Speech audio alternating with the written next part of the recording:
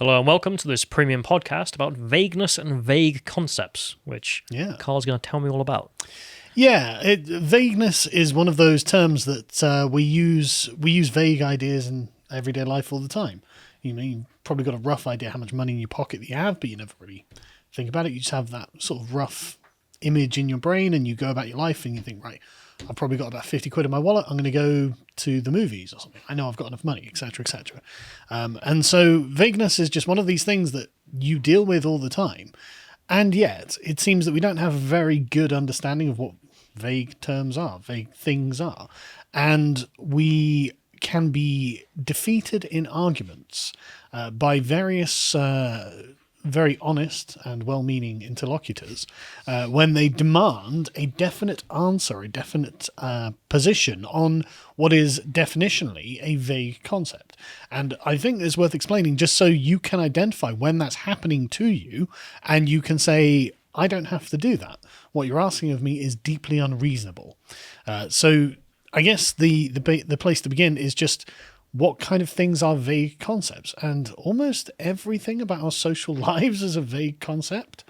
Like anything important, especially when it comes to identity as well. There are very few hard borders on what is and is not X. Right. For example, we can use a lot of the concepts that we're talking about now. Man or woman. It's like there's not actually a hard boundary between what is and isn't a man or a woman. And when you see an effeminate man, they may still technically be a man, but they're definitely on the sort of sliding scale. Well, it's not just that. It's when does a boy become a man? Well, yeah. When does a child reach maturity? Who knows? We've got legal positions, but not necessarily moral ones.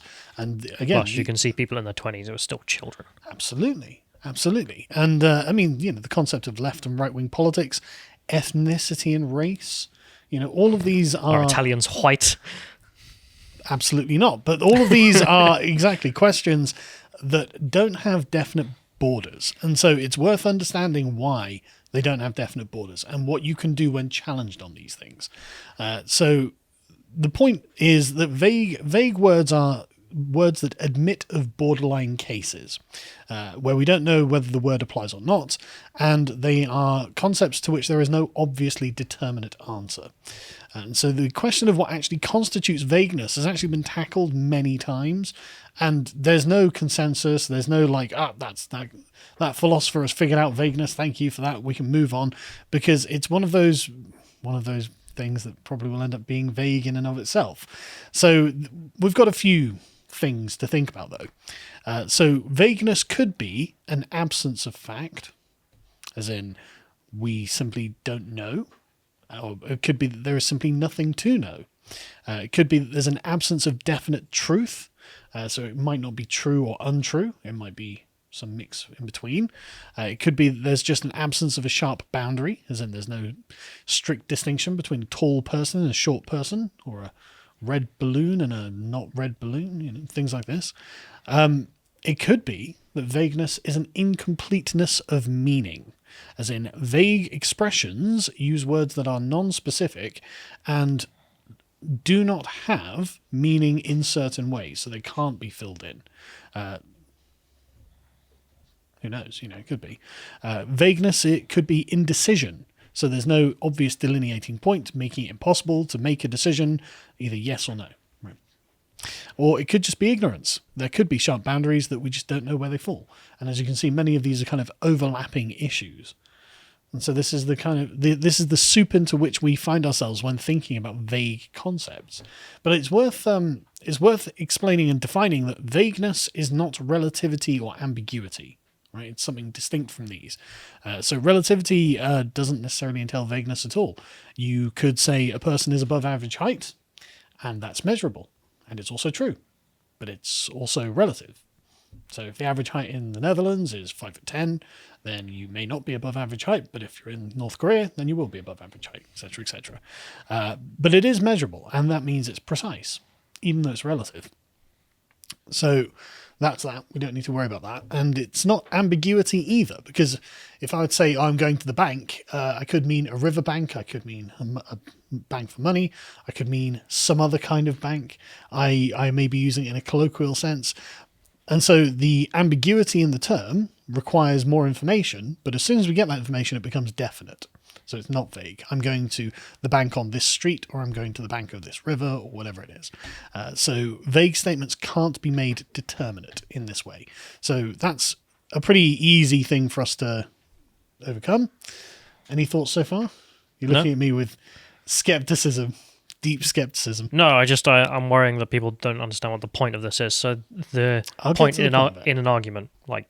Well, the point in an argument is that at some point you will be asked, and I've had this many times myself, where someone asks you to put a definite boundary on a vague concept. And the point of all this is to understand that's just not possible by the definition of what a vague concept is. And so understanding vague concepts themselves helps you be able to identify when someone's doing that to you, because it can be done in very subtle ways. It can be done, under the table, as it were. And it's worth understanding why you can and how you can just turn around and say no. That's an unreasonable demand you're making of me. Some examples, ones we use every day. So there are loads of terms which are vague, and we have no definite cutoff points for.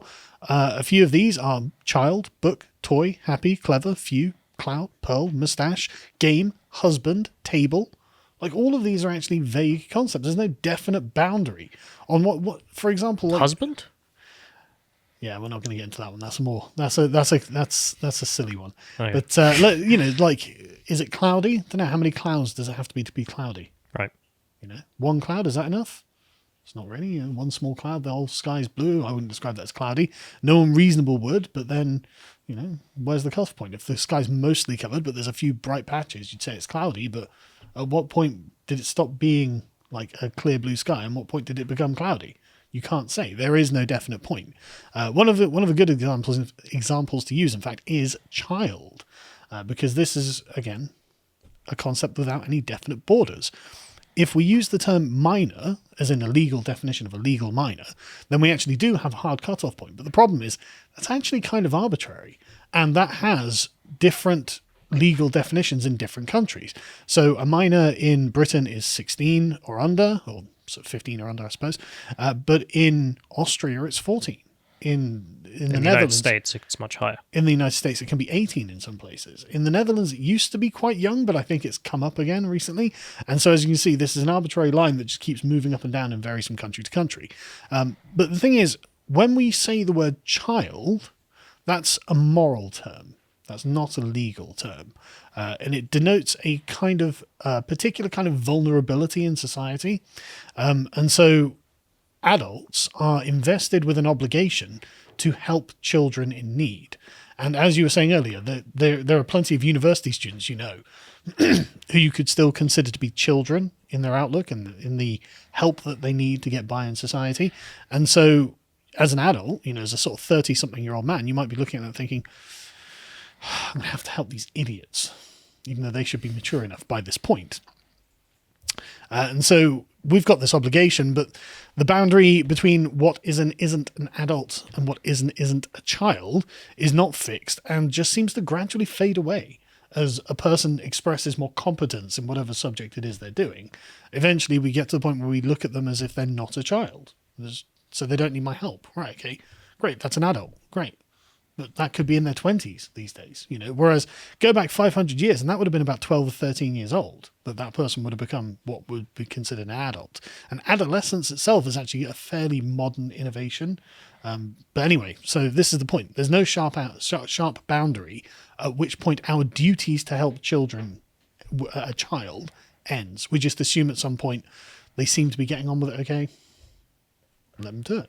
To watch the full video, please become a premium member at lotuseaters.com.